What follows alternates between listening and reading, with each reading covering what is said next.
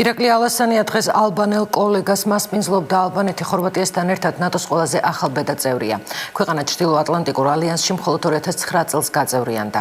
ალბანეთი გვპირდება, რომ უელსის სამიტზე ჩვენი მხარდამჭერი იქნება. კიდევ ერთი, ირაკლი ალასანიამ ქვეყნის თავდაცვითი სისტემების გაძლიერებაზე გააკეთა განცხადება და ყველას, ვინც მისი ნათქვამი ვერ გაიგო, ტვინგაყინულები უწოდა.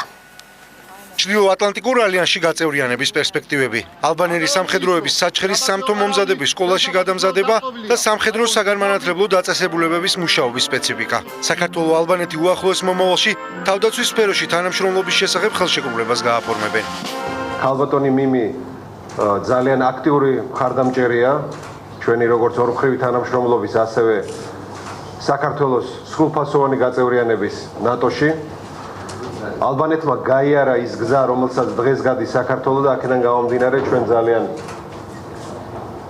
დეტალური საუბრები გვქონდა პროცესზე ინტეგრაციის და ასევე იმაზე, თუ როგორ უნდა გავზარდოთ ამ ინტეგრაციის პროცესში სხვადასხვა ქვეყნების ჩართულობა. მინდა დიდი მადლობა გადავუხადო მინისტრ ალასანიას საქართველოს ევროკავშირსა და ნატოში ინტეგრაციის გზაზე მის მიერ გაწეული უდიდესი ძალისხმევისთვის.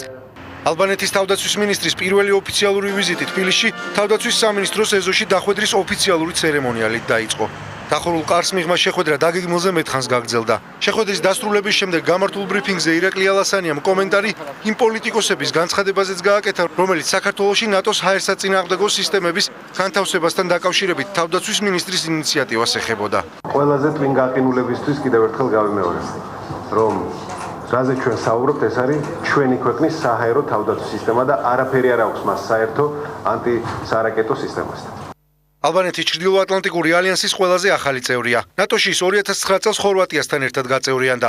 მაშინ ალიანსის ლიდერებმა კიდევ ერთხელ დაადასტურეს 2008 წლის ბუქარესტის სამიტის გადაწყვეტილება, რომ საქართველო აუცილებლად გახდება ნატოს წევრი. ალბანეთის თავდაცვის მინისტრის განცხადებით უელსის სამიტზე ალბანეთი ალიანსში საქართველოს გაწევრიანებას დაუჭერს მხარს.